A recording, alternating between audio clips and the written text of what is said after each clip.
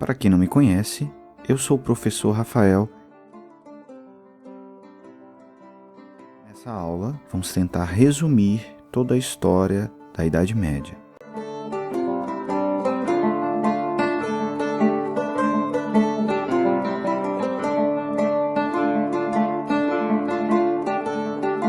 Como já foi visto e falado nos vídeos anteriores, o reino dos francos vai ser conhecido como o reino que vai formar a Europa.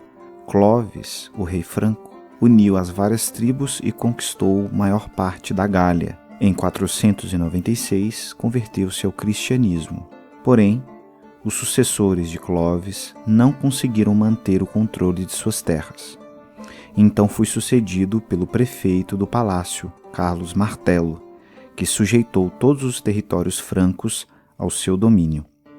Com a invasão dos muçulmanos na Europa, Carlos Martelo, apenas em 732, vai derrotar os muçulmanos na Batalha de Tours. Carlos Martelo foi sucedido pelo seu filho, Pepino o Breve. Pepino invadiu a Itália, derrotou os longobardos e entregou ao Papa as terras conquistadas. Pepino vai ser sucedido por Carlos Magno. Carlos Magno vai dar início ao império chamado Império Carolíngio.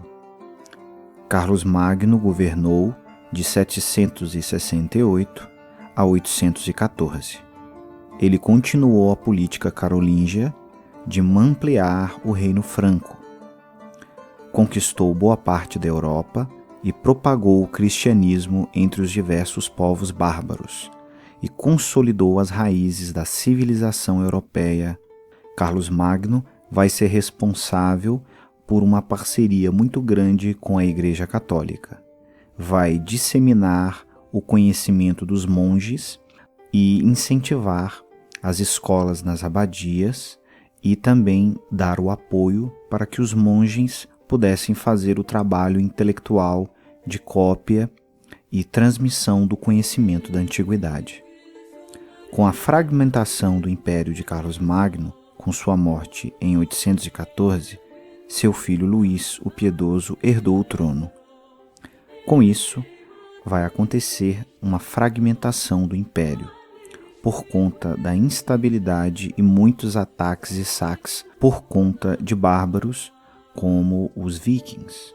Porém, mesmo com isso, é nesse período a consolidação da sociedade feudal. A Idade Média, como disse em vídeos anteriores, é formada, na sua primeira parte, pela Alta Idade Média e depois pela Baixa Idade Média. A Alta Idade Média é caracterizada pela consolidação do feudalismo.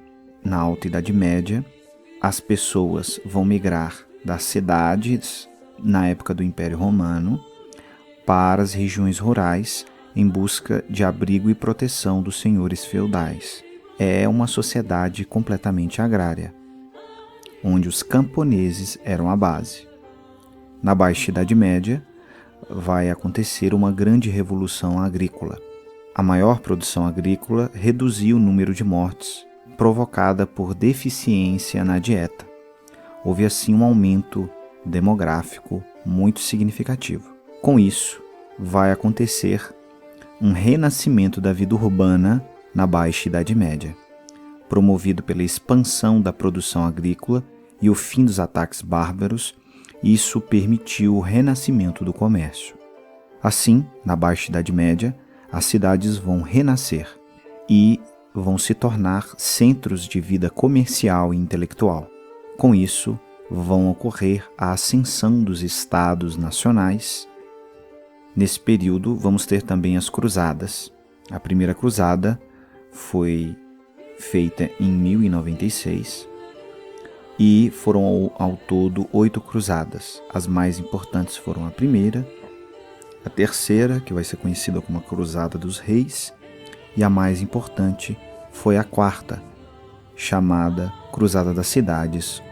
Na Baixa Idade Média, o declínio da sociedade medieval veio com a ascensão dos comércios, das cidades, dos estados absolutistas e com a vida mercantil.